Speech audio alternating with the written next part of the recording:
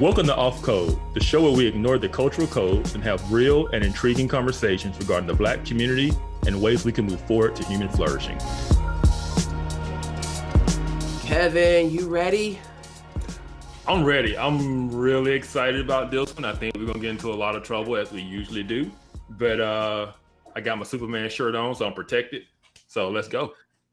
All right. I don't know. I have on faith, hope, and love. So hopefully I can keep to those things. Today. We're going to need all of it today. Okay. So in case you're wondering, today's topic is the Black vote. And we're going to look at some of the history of the Black vote, how Black people, because we generally vote in like a block or a monolith, even if our individual stances aren't the same, statistics show that we tend to vote all one way according to party lines. Yes. But how did we get here? So that's going to be some of our conversation, but we're also going to look at how we vote culturally, how we tend to stand behind certain people or not behind others. So we're just going to look at this power that the Black vote or the Black stand has had over at least the last century, going back as far as about the last century. So that's the goal today. And if you're ready, Kevin, you ready? Let's do it.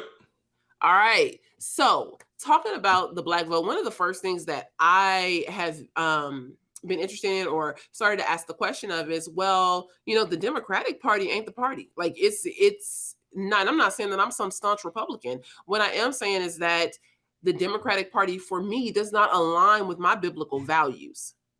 Yes. And yet I see many Christians who are Black who say, Democrat till I die. And, the Democratic Party is the party for Black people and it's the party for me and all that. But then that makes me ask the question, well, how is that aligning with your Christian worldview? And many people don't tend to answer that question. They actually say that, well, that question is racist or that's just propping up whiteness and things like that. What were you going to say? Yeah. No, I think the issue of the Black vote, and let's say the number is 90% of Blacks typically vote for the Democrat Party. I think it's important to point out that no other demographic is so heavily one-sided to either side, right? And so we need to dive into why that is, and examine why is it that 90%, even though we're diverse, we're not a monolith, even though Blacks are, by just polling, are culturally conservative. Mm-hmm. Why is it that, like you say, things don't align with our biblical worldview? Why do we vote for a party that is typically leftist and progressive, not conservative, when our own values say we're conservative? And so I think it's important that we dive into that. Well, we didn't always start out that way. So, part of this first part of the conversation, I really want to talk about some of the history and to help people to understand, like, how did we get to today before we actually look at what are we seeing today and some of the aftermath of history. So, and you can jump in and tell me, because, what your understanding of some of this history is too. But this takes us all the way back to slavery. And coming out of slavery and the Republican Party being the ones to vote for the abolition of slavery, the South being a very Democratic South and or a Democrat, population in the South, and Blacks really seeing the Republican Party as the party that stood for their freedom, it stood for their upward mobility. And so they voted Republican, whereas the Democrat Party was the party of the segregationists, and people were not voting that way. So what you see is that you have the end of slavery, and by like 1872, 1875, you have hundreds of legislators who are Black and in the Republican Party. Yes. Okay. So you're in agreement, right? Okay. Yes. So we get to about, I would say early to mid 1870s, and you have these hundreds of Black Republicans in some form of legislation or office. But then we get to President Hayes, Rutherford B. Hayes, and the Compromise of 1877. And the Compromise of 1877 was this informal compromise, informal agreement where Rutherford B. Hayes and his opponent, who was a Democrat, they were like 1 or 2 votes away from each other in the election results. The two sides came together, and it was decided that if Hayes would become president, if they gave the presidency to Hayes, they were willing to give the presidency to Hayes if Hayes removed the military from some of the southern states that were upholding the Reconstruction era policies. Yes. Hayes, and now the Reconstruction era policies were benefiting Black people. The military was in these states to be able to make sure that Blacks were safe, that they could actually vote without, coming under duress or harm and all of those things. Hayes he agrees to this, and it wasn't just the removal of the military. There was something with like a transcontinental train line. I want to say the Texas and the Pacific, maybe train line that was a part of this deal. Nothing ever came about that. There were a couple other issues in this informal agreement. The only thing that actually stuck to the wall was the military being removed from some of these southern states, these prominent southern states that were upholding Reconstruction era ideals.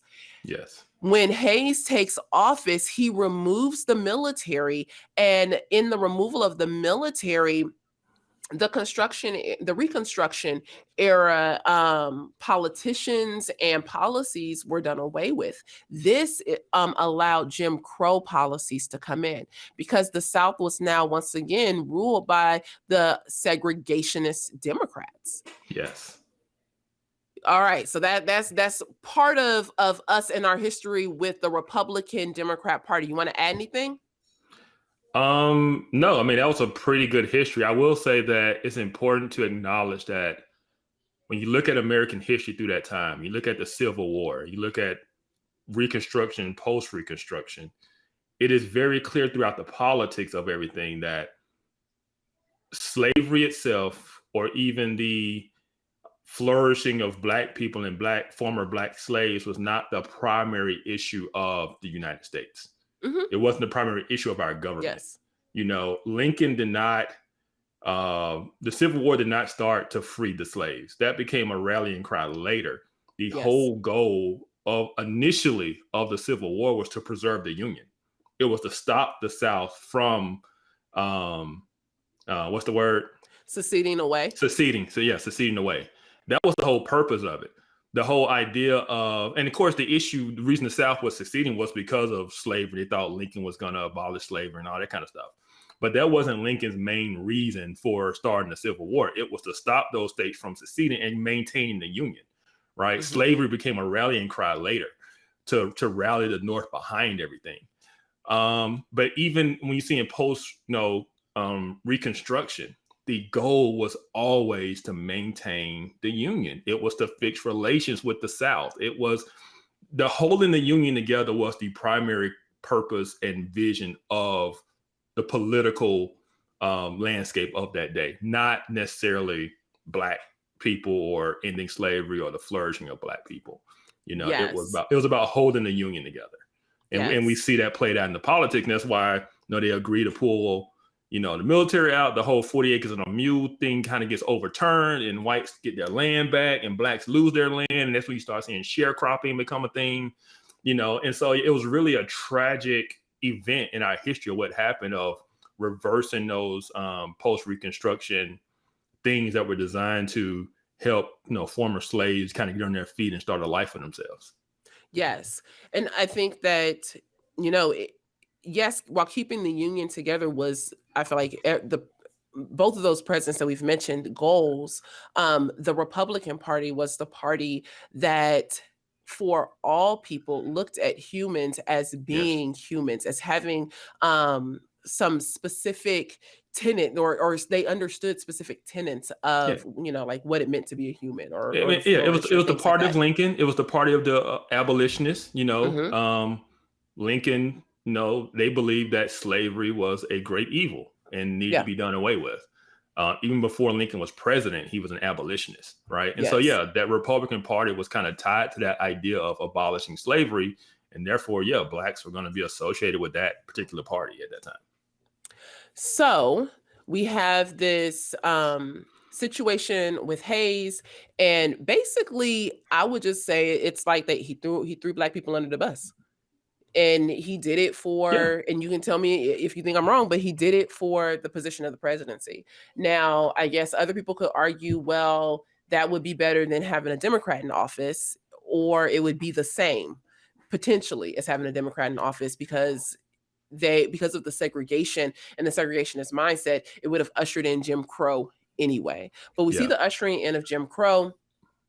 And it's at that point that I think the Great Migration started to take place. I don't think it's actually written on paper or like specifically tracked until the early 1900s. So we're looking at 1877 with the time of the Compromise of 1877. We see the Great Migration take off from about 1915 to the beginnings of the 1970s.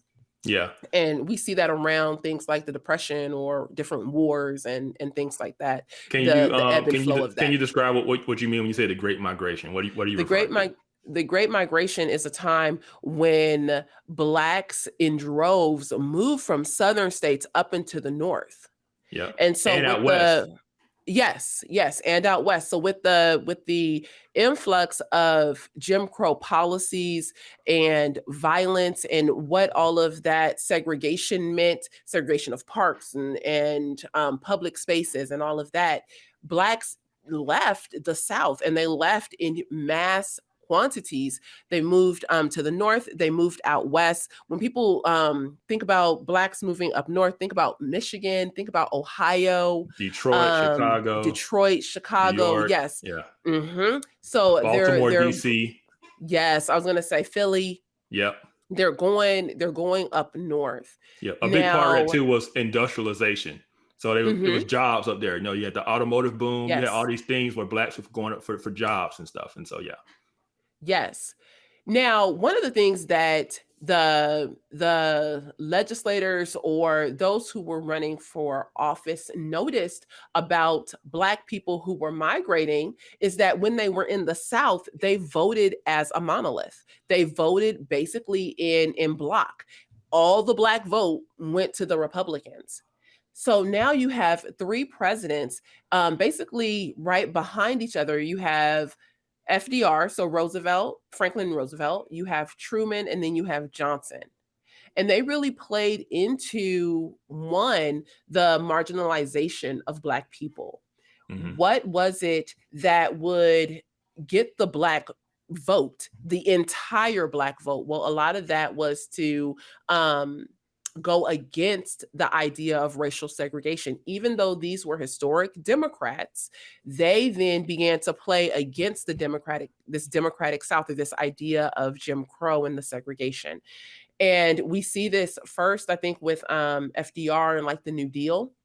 But I would say we see it primarily with Truman and desegregating the military.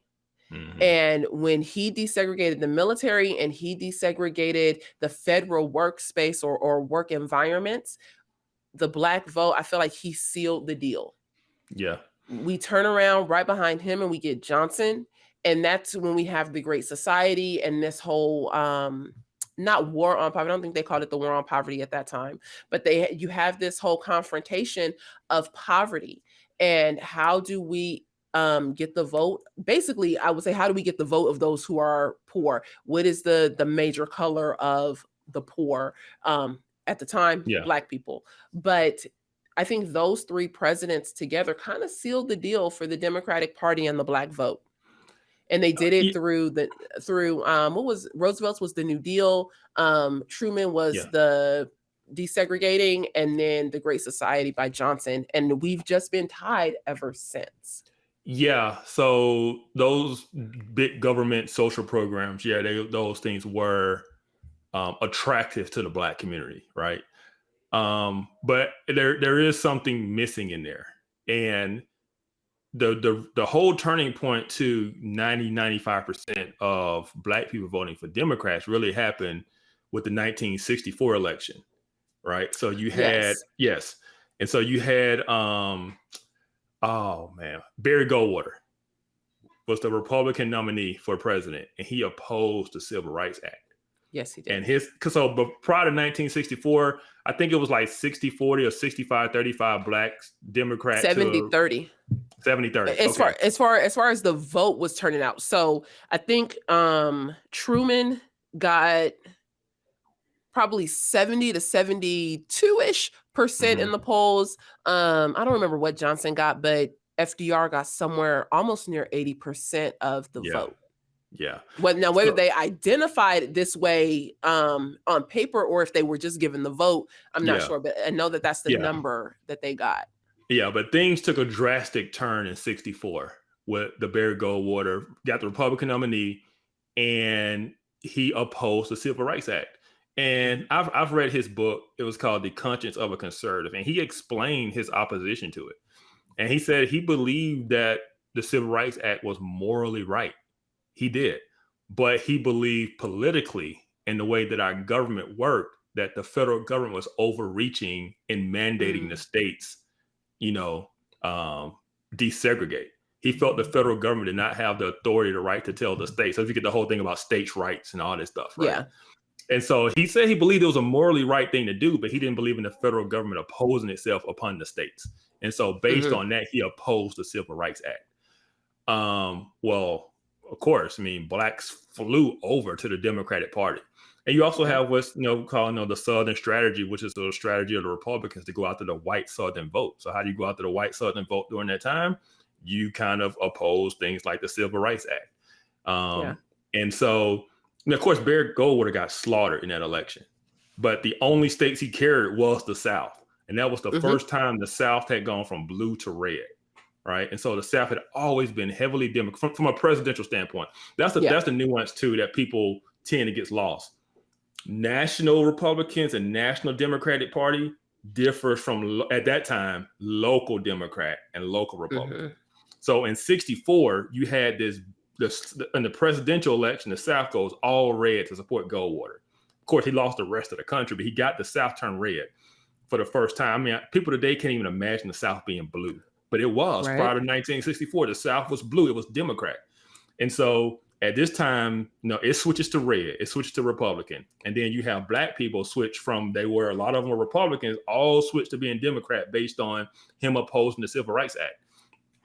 And so on the national scene, the South was red, but still locally, the South was very blue. You call them, the local Democratic Party.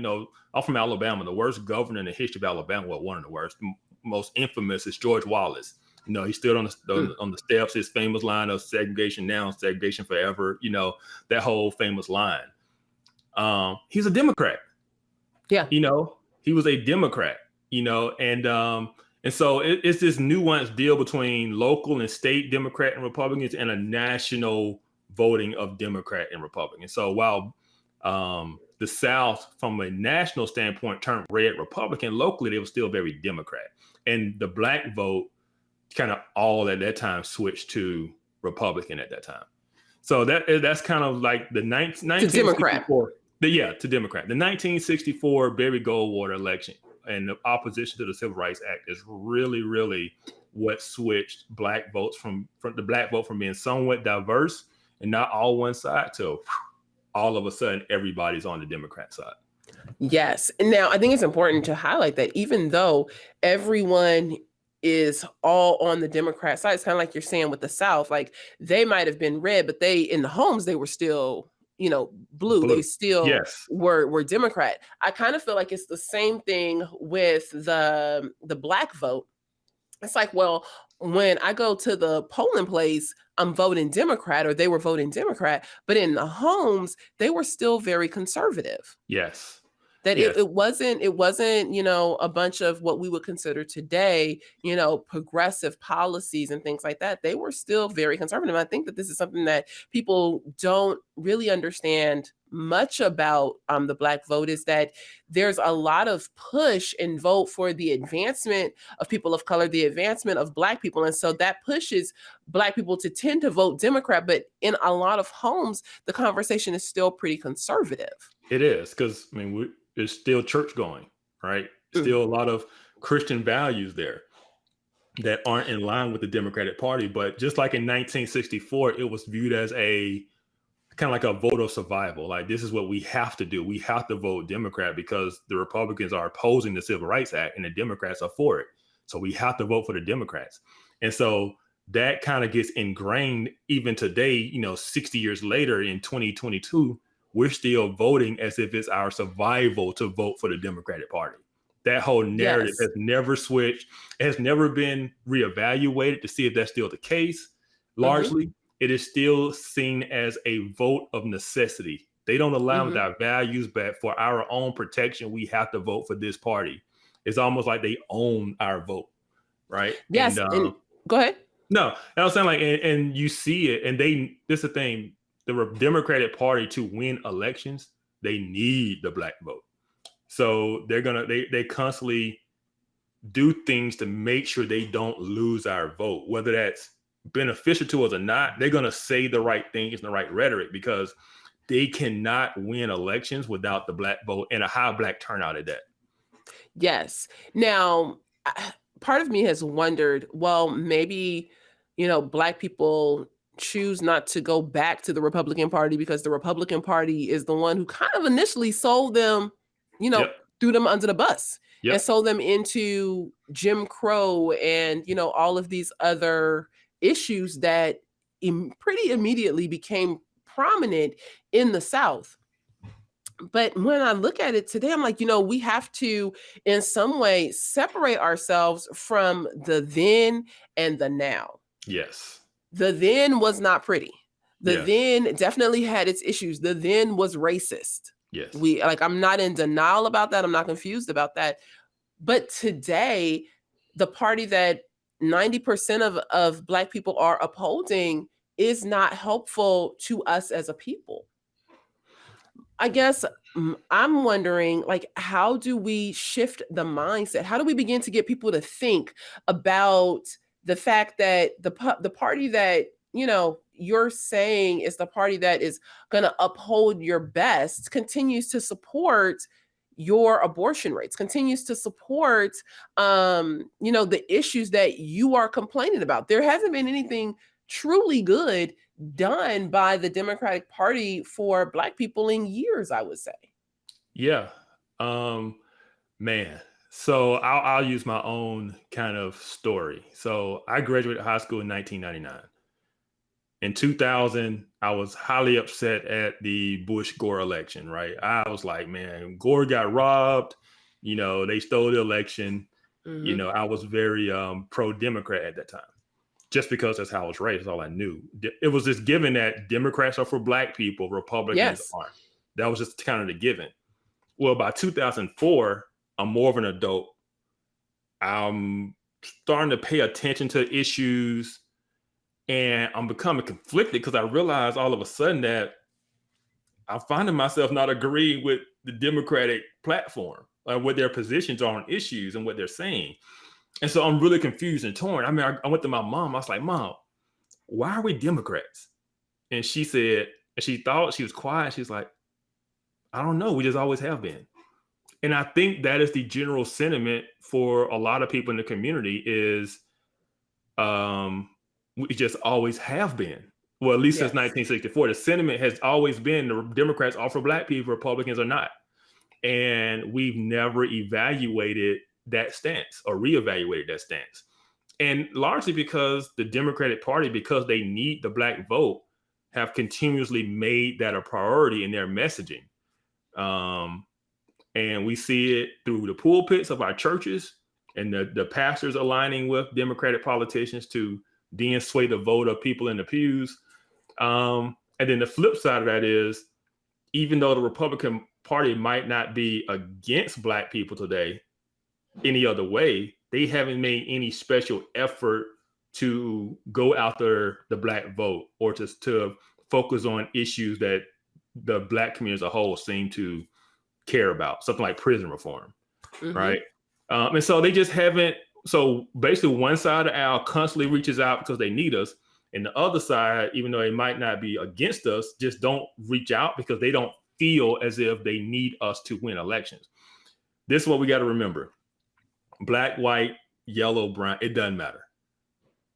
In the world of politics, at the end of the day, you are a roadblock, or you are a pathway for them to get in office. At the end of the day, it is how they get to 270, how they get to 270 votes, electoral votes, and how many seats can they get in Congress. That is it. It is not about, oh, they really care about you and your issues. It's politics. It is a game. It is a means to an end to power. And how do they get in? Do they need your vote or don't they? And that determines who they cater to, right? And so I think if we start to look at it objectively like that and not get so emotionally tied as if, oh, this side really cares about us because they're preaching to us that they do, you're just, they need you. And once you realize they need you, they're going to say anything it takes to keep your vote. Whether they're actually doing anything or not, well, that remains to be seen. But they're going to make it appear as if you need them, and if you don't vote for them, the world around you is going to come crashing down, right? And that happens to us. We see it every election cycle. We see it with the rhetoric. We see the Republicans pass a voter ID law, and Stacey Abrams, the first thing she says is, "This is Jim Crow."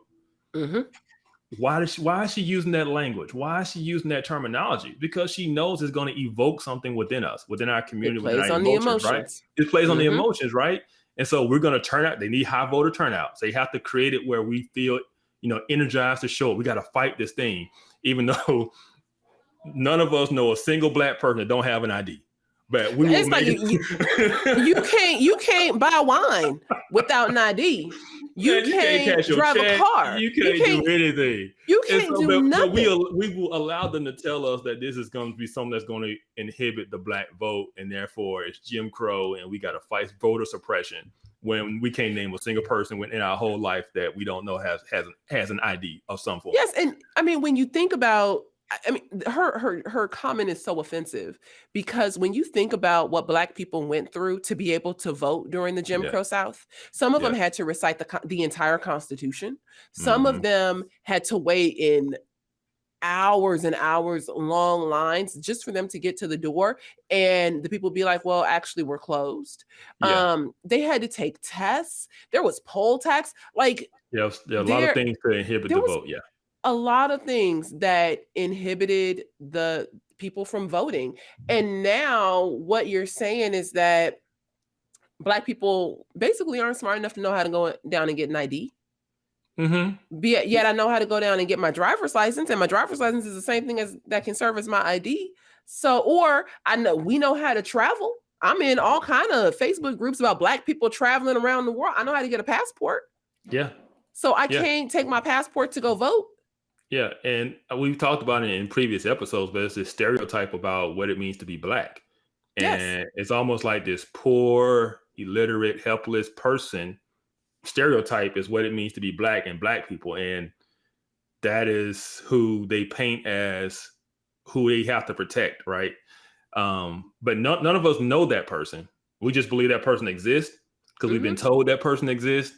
And we go out because we got to protect whoever that is. Yes. And it's just really, it's something that's really just to rally us around, but that person really doesn't exist. It turns out to be a bigotry of low expectations. Exactly. And they create this character of, like you're saying, the poor Black person who is still a sharecropper, who is not going to be able to make it to the voting booth. And if they do get to the voting booth, they're going to have to wait for 7,300 hours to be able to cast their vote. And they're going to die because nobody's going to give them water. And it's like, that's just not really the reality at all. Like, we're not living in a very realistic idea of what happens in voting. It's like the same people who say you can't demand that people show ID at the voting booth are the same people with IDs.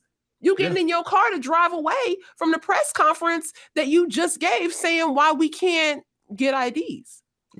Yeah, it's almost as if black people don't have IDs, which is just like the craziest thought, right? And let's say there are some people that don't have IDs. Of the people that don't have IDs, how many of those people are likely voters? Yes. Right. And if you can't get an ID, then don't yeah, vote. if you're so estranged from society, you have no ID. How likely of a voter are you to be involved in the political process? Right. It's probably very, very low numbers. So to think Or that an is really affecting. educated voter. True. You know, like, because anybody, even dead people apparently, can vote. Educated or not educated, how many of those people that don't have an ID are likely to be voters to go to the poll and vote anyway? Exactly. It's a low number of people who don't have IDs. Yes. And then it's an even lower number of those people who don't have IDs that would want to vote. Yes. And so this idea that the voter ID law is going to suppress the black vote in some kind of way, it doesn't hold up when you really examine it, unless you believe that there are just millions of black people out there that don't have an ID and don't know how to get one and can't get one and can't afford one. It's just really, like you said, the soft bigotry of low expectations. And it's kind of like, this is what you really think of black people. Basically. Now, I don't want to get us caught up on voter expectations and voter laws and things like that. But one of the things I do want to highlight is something you said before we actually started this episode, is that we're kind of like, or I think I said, you know, it's like we're being bought and sold. We have been bought and sold by different political parties. So at one time we were on Team Republican and things like that, and they were upholding freedom and the upward mobility of people. And in upholding the upward mobility of people, black people, you know, being freed from slavery, actually were able to participate in this upward mobility. And we see that in like the legislation and how many legislators there were in the like 1870s. But then you see almost 100 years later, 1950s, 60s, 70s, and you see this shift of black people now being bought to a degree by Team Democrat. Yes. And one of the comments that you made before we started was, but we've never really been free agents. And I thought that was so profound, because I think the way that politics goes, it is for the power or the presidency. Who's going to maintain this office? Who is going to be in power?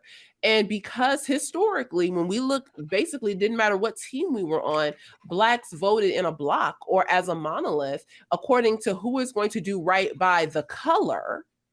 That tends to be the team that gets the vote. Yes. But do we not see that either way, no matter what side we on, we still are just a player on somebody else's game? Yes. Like, when are we going to choose to be the free agent? When are we going to choose to say, I'm not going to be a pawn? Because right now, I can tell you that the Democratic Party is using black people, the black vote, just as a pawn. Yes. Yeah. It's really this dynamic of when you really vote as a one block this way, you incentivize the group that has your vote to not really do much because they have your vote, and you incentivize the other side to not even come after your vote because you're just always loyal to the other side, right? And so that ends up hurting the community from a political standpoint, because neither party really has to do anything to gain your vote or have to try to get your vote. One side has and the other side don't believe they can get it. So you're just kind of a lost thought. Oh, sorry. Go ahead. No, go ahead. No, I was going to say, but this is why I think the Bible speaks against bribery, because now you have one side that has been conditioned to understand that this is the party that feeds me. This is the party. It's a social conditioning. Like, what is it? Pavlov. Like, I know that when these people come on scene, this is what I get. I know that, you know, that if the bell rings, this is going to be the response. But people fail to understand that this is just bribery. It's really just a promise of a Scooby snack, and you might get your Scooby snack in the moment, but in reality, that doesn't end in anything for long-term benefit. Yes. The idea of bribery. I'm going to read a Bible passage from Exodus. It says, "And you shall take no bribe, for a bribe blinds the clear-sighted and subverts the cause of those who are in the right." Another one says, where did it just go now? In Deuteronomy, it says, "You shall not pervert justice. You shall not show partiality. You shall not accept a bribe, for a bribe blinds the eyes of the wise and subverts the cause of the righteous." Hebrews says, "Keep your life free from love of money and be content with what you have. For he has said, I will never leave you nor forsake you. So you can confidently say, the Lord is my helper. I will not fear. What can man do to me?" When we as Christians accept bribes, when humans accept bribes and we enter into this bribery relationship, either with one another or with big political structures and powers and things like that, we to a degree put our trust. It's an exchange. It's an exchange for what you give me for my trust and my value of that. And now I can't let go. Yes. I think many Black people hold on to the democratic structure because they can't let go, because where is their next help going to come from? Except we are supposed to be holding on to Jesus, for my help comes from him. Yes. And so this is something that the Black vote has been doing a long time, voting against our values, which are largely biblical values, and voting basically largely out of fear of something and supporting something that doesn't align with our views and values and biblical values, right? We saw this, and this isn't just a Black issue or a Black church issue. We saw this, with the white evangelical church during the Trump era. They were willing to put their values aside to vote for someone that did not uphold their values based on fear of something else or the opposition. And so what we're seeing is Christians are voting out of fear and not out of trusting God and sticking to principles. So if Black Christians voted out of principle and not out of fear, they probably wouldn't vote for the party that they vote for. Yes. And if white evangelicals have voted out of principle and not out of fear, not saying they would have voted Democrat, but they probably wouldn't have voted for Trump, right, during that time. And so I think it's one of those things that's clear to the passage you read about trusting God. Are we as Christians trusting God? Or are we trusting the political process? Are we trusting the government? Are we trusting these political figures to protect us and save us? Or do we really trust God and that he's going to be sovereign over all things and we stay committed to our principles and to his word? Yes. And I completely agree. And I also think that because you're like, you said, well, white people may not have voted Democrat, but they might not have voted for Trump. And I know people will say, well, those are the only two options. There's only two parties, but that actually isn't true. We have more than just two parties. And at the end of the day, it comes down to us being bold and courageous to actually stick our vote somewhere else. Yes. I know the conversation is, no, that'll never happen. Like the Republican or the Democrat, like they're never going to allow like the Green Party, the Libertarian Party to be able to come to the forefront. But at some point, we have to shift the narrative. Yeah. We have to shift a narrative to a party that will uphold and honor the biblical values. Now, that might be the Republican Party. Heck, I don't know. That could be the Democratic Party. You get the right person in, running and things like that, a person who is upholding Christian values, who has morals and things like that. I don't know if that would ever, take place, but I'm not going to put that outside of the realm of possibility. But it won't happen as long as we keep voting for the lesser two evils. Yes. If the Black vote and the Black, when I say the Black vote, I'm mainly talking about Christians, right? Because so many of us are in the church and, we hold to that we're Christians. If Black Christians stop voting for Democrats based on the fact they don't represent their values, they would make the Democrats decide whether they need to appeal to the values of the Black Christians. Same thing with the Republican Party. The Republican Party is dependent on the white evangelical vote, right? So a lot of times they cater to the white evangelical vote, right? They're pro-life, they're against abortion, They're against, things like gay marriage. They try to appeal to white evangelical, biblical values, right? But when we see those things go awry under the Trump administration, where he didn't necessarily align with Christian values on a lot of things, right? If the evangelical church said, Republican Party, you give us a candidate like this, you don't have our vote. And they not just send your vote somewhere else, but even willing to abstain from voting altogether. You have to make we have to make politicians appeal to our values instead of taking what they give us and then voting out of fear for the lesser two evils because we're afraid of what the other side is, right? And that they play us against us. They play us against each other like that, right? And so on top of us making politics bigger than it should be within our Christian lives, that is the cycle that we get caught up in, is voting for the lesser of two evils.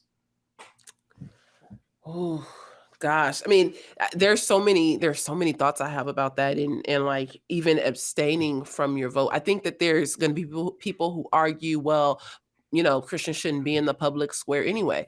Yeah. But then you'll have people like Abraham Hamilton III, who was like, no, you can be in the public square and you should be in the public square and use your voice, your vote, and your dollar to bring about more godly systems. And no, it won't happen overnight, but you can push back against some of these things to create a system or a political structure that is more in line with your values. Yes. So man. Yeah, I mean, and it's like, it's like as Christians, right? We're sojourners. This isn't our home, right? Yeah. Even though we are, I'm talking about the two worlds, right? We are citizens of the kingdom, and we're also earthly citizens of whatever country we find ourselves in. But when you look at, the Babylonian captivity of Israel, when they were in Babylon, God didn't say, hey, don't get involved with local affairs and all this kind of stuff. He said, no, seek the good of the city that you live in, plant gardens, build homes, have families. We are to seek the good of our cities. We're to seek the good of our country, right? So it's not necessarily this thing of we shouldn't be in the public square. We should be in the public square. We're called to seek the good of the city. But how we play that out is what we need to really reassess. Is, do we stick to our values and seek the good of the city, or sticking the good of the city is being put into a corner of simply voting out of fear for the lesser two evils? I think if we get rid of the fear, whether it's the fear of Republicans or racists are going to reinstall Jim Crow, whether it's the fear of, secularism of the Democratic Party is going to push Christians into a corner.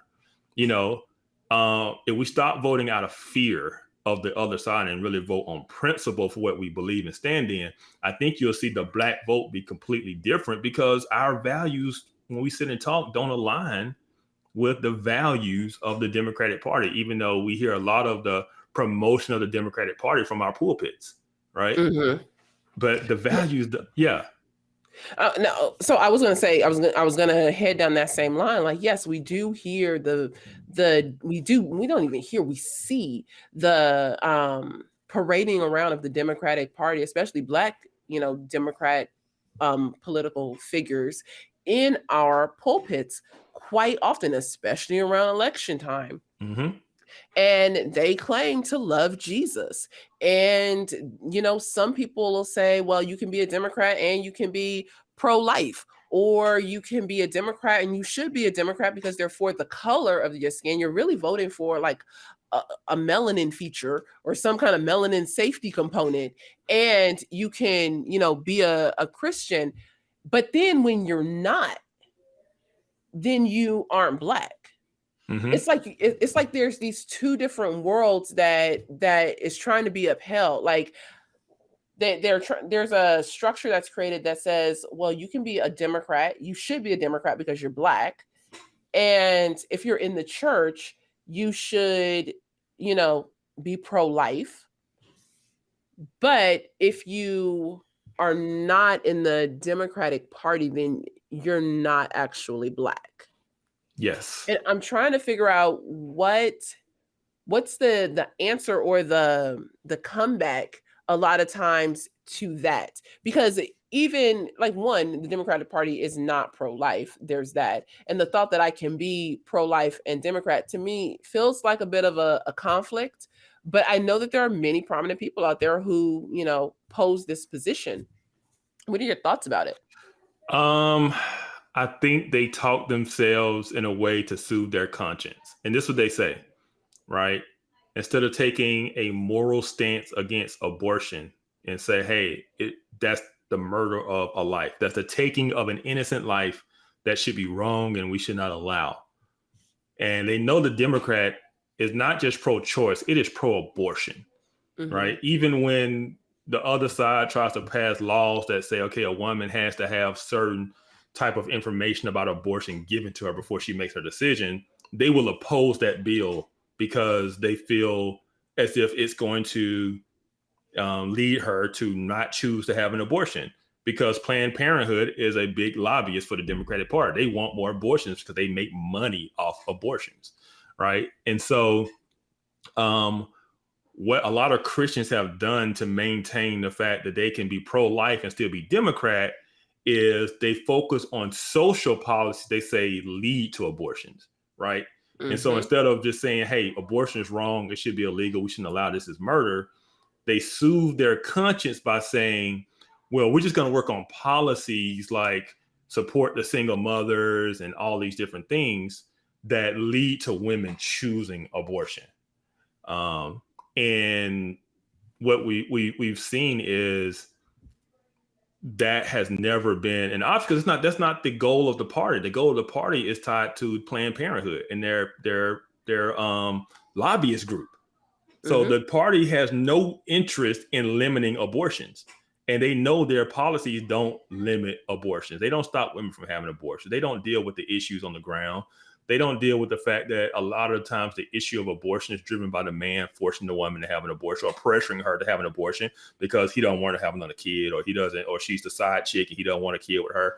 Like, there's a lot of things that go into, or people who just use abortion as birth control, right? Yes. There are a lot of things that go into people having abortions other than their social situation, but they've soothed their conscience to keep voting Democrat by saying we're just going to focus on the things that these social issues, these social things that cause women to have abortions. They want to reduce abortions that way. That way they can claim to still be pro-life while at the same time voting for a party that is not pro-life at all. Yes. I'm glad you brought that up, because it reminds me, a couple of years ago, Lecrae said something about before we can talk about Black abortion, we need to talk about, I don't know if he said whiteness or white supremacy or, Yes.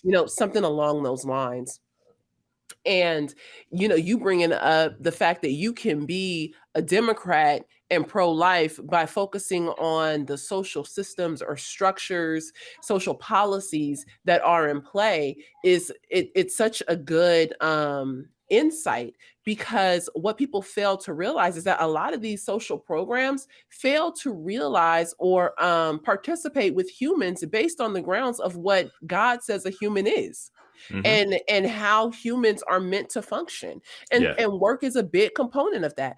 Yes. When your social policy creates a structure where people don't have to work, well, we're going against the creation mandate or creation order that we see in Genesis, where people were meant to work.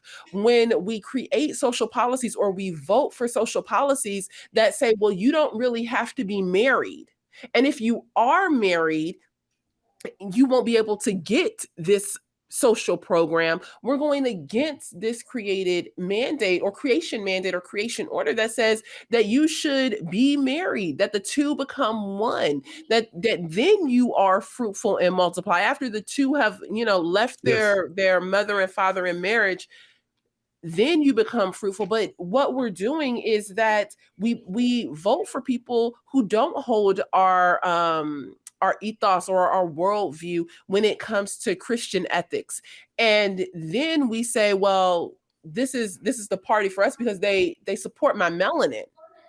Yes. And because they support my melanin, I'm going to, in exchange, give them my vote, even though they are harming you in many other ways. It's not just abortion that Democrats are harming Black people on. They're harming your soul in the way that they approach the idea of marriage, the way they approach the idea of work, the way they approach the idea of parenthood. These things are found in Scripture. Just read Genesis 1. Mhm. When we read Genesis 1, we see what God designed for the human person.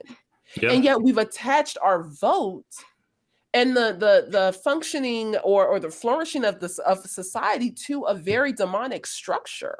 Yes. Yes. And it's something we need to reevaluate, right? Because if this could be with anything, but when someone benefits from the fact that you need them, do they really have an interest in solving your problem, make it to where you don't need them? Right. So if the issue is black flourishing and blacks being, self-reliant and independent and flourishing, then why do you need this Democratic Party that is telling you that they are the key to all your needs and all your problems, right? So do they really have a real incentive to really solve your problem? Do they really want to end poverty in the black community? Do they really want to end these things? And there's no incentive for them to, because they need these things to exist, because they need you to need them. They need you hooked Exactly. on the welfare system because they control the welfare system. If they remove it, you're in trouble. They're going to take your benefits away. We're here for it. We're going to give it. And it just makes you a slave to the government benefits, right? Yes. It's just a carrot that is dangled out there. Yes. Yes. Look at the major inner cities. They're black run. Black and Democrat run. Yes. Yes. And so when they're black and Democrat run, I'm glad you put that caveat there too, the black and Democrat run, we see high numbers of black on black violence. We see high numbers of black on black crime. We see cities that are not clean, just dirty. And yet I bet we will get the pushback that you and I are white adjacent. We're participating in our internal racism. We are using our voice for whiteness. And it's like, what the sentiment behind that would say that we don't care about black people. We're just as racist as white people. Yes, because if you just want to discredit any opposition, that's going to take that voting block away from you. Right. And so any black person that's saying something different about self-reliance, about abortion, about the behavior, about cultural issues, that person's a threat to your vote and your ability to stay in power. And so you want to demonize that person. Even if they're saying the things that are good for the community, that can help the community, you have to demonize that person because they're going to sway votes away from you. And that's not what you want. You want black people to feel helpless. You want black people to feel a sense of nihilism and to need you to come save them. And they want to keep us in that position of needing them. And so that is what we need to reevaluate of, hold up, are you really trying to solve the issues, or your policy is doing more harm to keep me in this position so that I do need you, so that I do keep voting for you, right?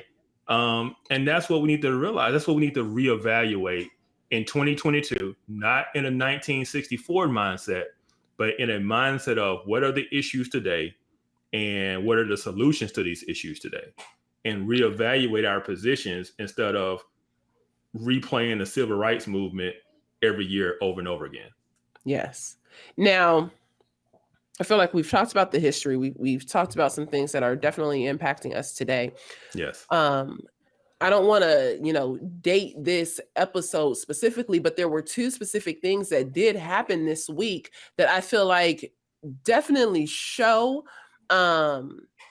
what are good examples of what I'm talking about, or what you're talking about. So the whole situation with Judge Ketanji Brown Jackson. Yes. Judge Jackson, during her Supreme Court hearings, was unable to define a woman, she said, because she's not a biologist. Bless it. It was. I asked the Lord, I said, Father, please touch her. Just, yes, one touch. Now, for someone who, maybe I feel like I can't even say isn't a Christian. I feel like even people who aren't Christians know the difference between a male and a female, but this is a part of an agenda, number one, Yeah, that we yes, don't have time to get into. yes, But it's part of a bigger structure. I have a lot of issues with Ketanji Brown. I'm just going, and her accolades and credentials aren't one of them. yes. My issues are in part that I don't know if she was the best qualified, because the stand from President Biden was that he was only going to look for a Black female nominee. Yes. So there could have been an Asian man who was way more qualified, but that didn't matter because the Asian man was not a Black female. Yeah. So we have that's part of my question. Is she actually the best out of all the possible people who could sit in this position on this bench? Yeah. And did President Biden consult with the biologist to make sure he was actually choosing a woman? Because how would he know? That was my question. To me, you shouldn't even you shouldn't be sitting here if you don't know that you're a woman. If someone didn't tell you, and maybe she had a closed door meeting, I don't know. Yeah. But how are you sitting here if you don't know what a woman is, when your whole position or reason why you're sitting here is because you are a woman? Because it's the thing, we know she knows what a woman is, but because of the political stances of the party she's there to represent, she won't answer it because she knows the progressive agenda about transgenderism and what is a woman. She's not. Yeah, if she had to answer a woman is a, biological adult female, then she would have been in trouble. With her that Scooby snack would have been removed. Exactly. But from a biblical but from a biblical standpoint, we have to be able to say this is what a woman is and this is what a man is. We can't get into this confusion and this postmodernism of reality can be whatever you want it to be, and it's all just relative, and gender and all this kind of stuff is just a social construct. No, it's not. But this is the thing she did. She did admit that it is an issue of biology. Right? Yes. So yeah, go ahead. Go ahead. No, go understand. ahead. The fact that she admitted that this is an issue of biology, well, biology clearly tells you who's a woman and who's a man. Yes, right? It does. So yes, it does. At least so let's let biology answer that question. And so that's just one of the things that as Christians, not as Black people, but just as Christians, we need to say something's not right about a person being held to a worldview that is so counter to what God has said, right? Regardless of how much melanin is in her skin, right? Regardless of any of that, the fact that she wouldn't answer, because we know she can answer, the fact she wouldn't answer it should be alarming to anybody, to any Christian, regardless of melanin, regardless of your political affiliation, regardless of what you believe about anything. As a Christian, that should alarm you. And the fact that it doesn't, we only cheer, we get in the corner because of her melanin, because she's Black and because she's a Democrat. Because not just because she's Black, it's because she's Black and a Democrat. Those two things have to go together. Because she was a Black and not a Democrat, then they wouldn't be in a corner as a whole, right? We're talking about this 90% that is one way politically. And it's partisan, it's biased, and it's not objective in looking at things. And that is one of the things that I hope, that's one of the things I want to bring from this conversation is I want people to stop, sit back, and look objectively at their affiliations and at the way we vote and how things are played to our emotions and ask themselves, is this really helping us? Do these people really believe in my good? Do these people really hold to my values? And if the answer is no to those things, reevaluate your loyalty to these people, regardless of the color of people they seem to be pointing and putting in positions. Because at the end of the day, as a Christian, color skin should not be the thing that matters to you the most, right? And that's what I want people to take from this is let's get past everything being about the color of someone's skin, and let's look at the ideas that they hold to. And do those the ideas align with Scripture and what God has said and called us to do and to be? Amen. Go ahead. Yeah. Yes. Now, so we have Ketanji Brown, and I think we could do a whole show on just this week with Ketanji Brown, especially from people shouting in pulpits and talking about how it's God's divine provision to put a Black woman on the Supreme Court, that he has opened the eyes and the mouths of certain justices. But this is the thing. Think about this. Not to cut you off, Mo, but think about this. What if the position she holds are position that God hates? This is what I always say. You have to understand that if you get wrapped up in this current cultural conversation and you are defining justice and all these other biblical terms according to culture, you might, as a Christian, find yourself advocating for sin, advocating for the thing that God hates. Even no matter the melanin in the skin. Even the regardless of melanin count, you might find yourself advocating for a system or a structure, a tenet, policy, whatever, that God abhors. Exactly. And that is what we need to, and that is what we need to reevaluate as Christians, and not as Black people, but as Christians. But see, and this is why I say we have wolves in the pulpit preying on the sheep, because I can show you many videos where people are praising her melanin. Yes. Praising this woman because she bears melanin, not praising her because she upholds a biblical ethic. Yes. And instead, she supports the policies that are killing the babies that bear the melanin that you praise. Yes. And so that's what, like I said, I want people to take from this episode, is for us to reevaluate what are our principles and what are we voting for? And are we voting out of fear, or are we sticking to our principles and voting the way of our principles? And if that person or system or political party doesn't align with your values, then stop supporting them out of fear that the other side is going to do you harm. Because that's really what it's driving. Because they're just using it as a carrot to hang over you and force you to continue to vote for them. Yep. And instead of saying, no, I'm going to trust God. I'm going to trust God, and I'm going to stick to what he has called us to do, called us to be. And if that leads to persecution of me, so be it. If that leads to the downfall of our country, so be it. At the end of the day, this is not our home. This is not our first kingdom. This is not our first allegiance is to, not to our country or our melanin. It is to God and his kingdom.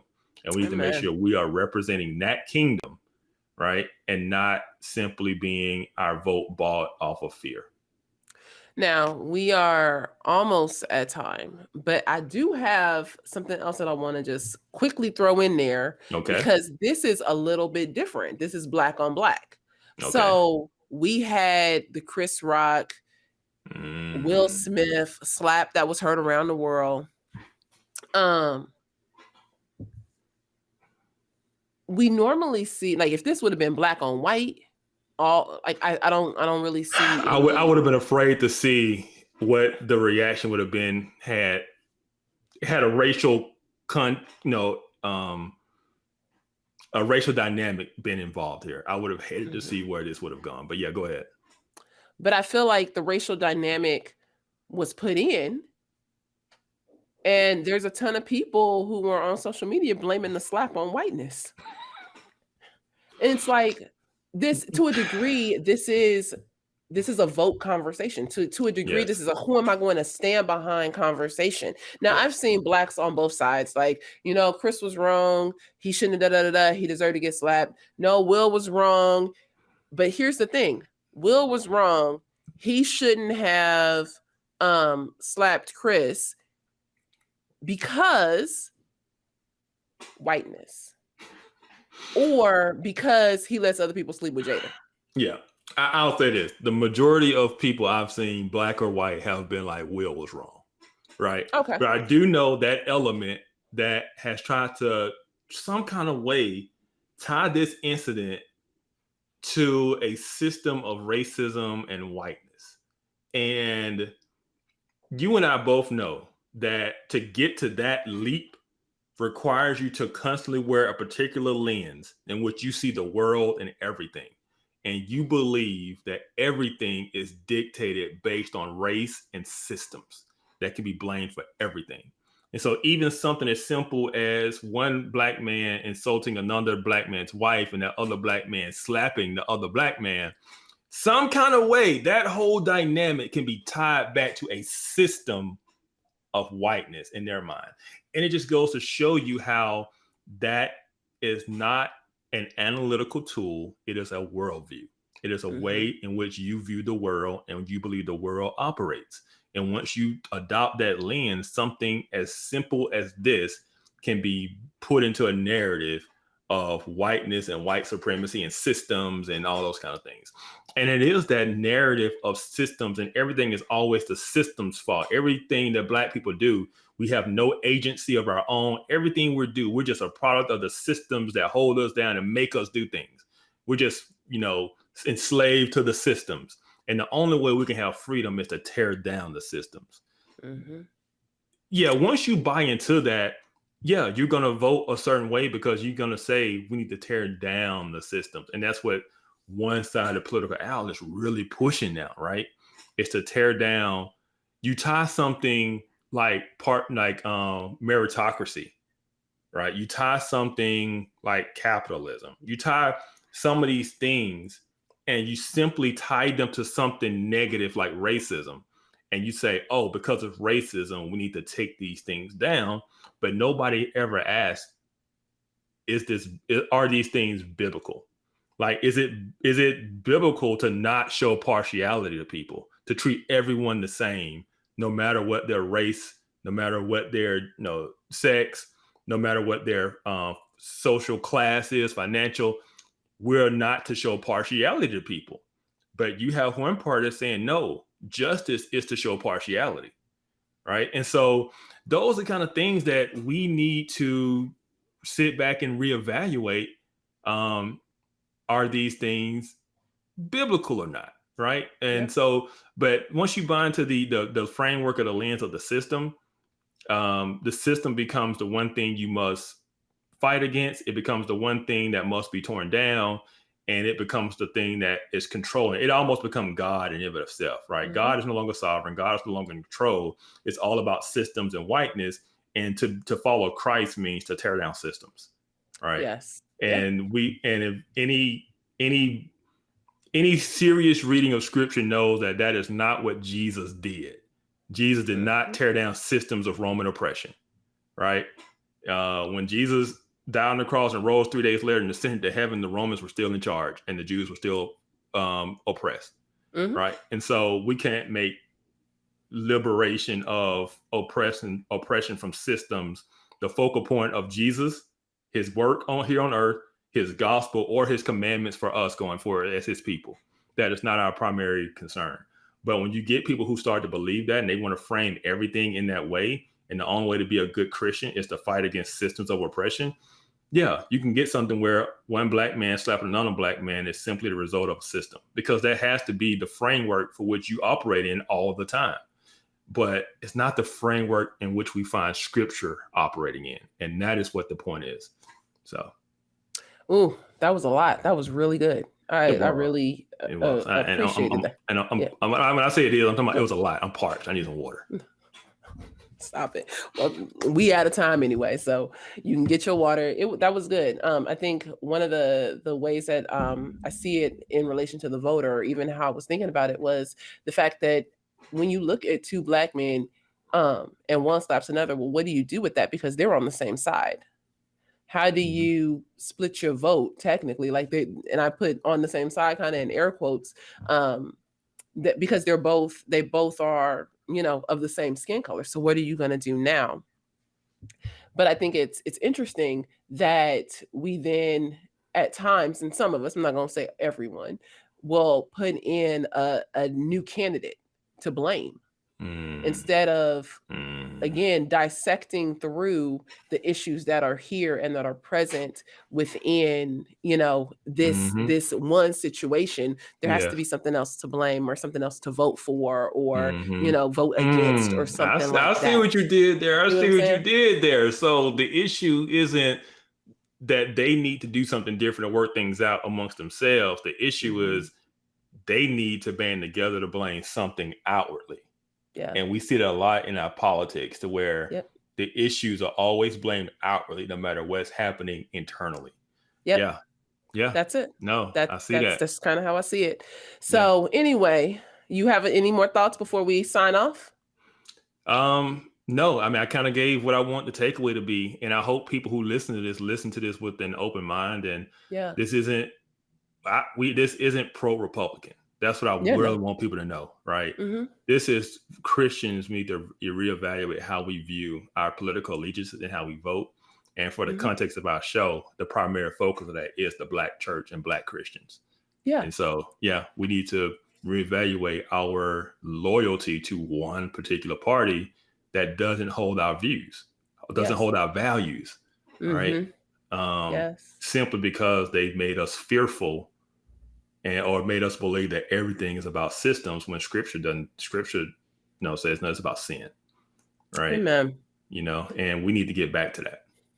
Amen. All right, family. This is Off Code. Please find us on Apple Podcasts, on Spotify, on YouTube, on the Center for Biblical Unity Facebook page. If you have not liked Off Code, physically giving us a thumbs up or something like that, go and give us a thumbs up, share the show, subscribe to our YouTube page, and check out the Center for Biblical Unity, where we exist to have Bible-based conversations around race, justice, and unity. And we will talk to you next time. Bye. Deuces.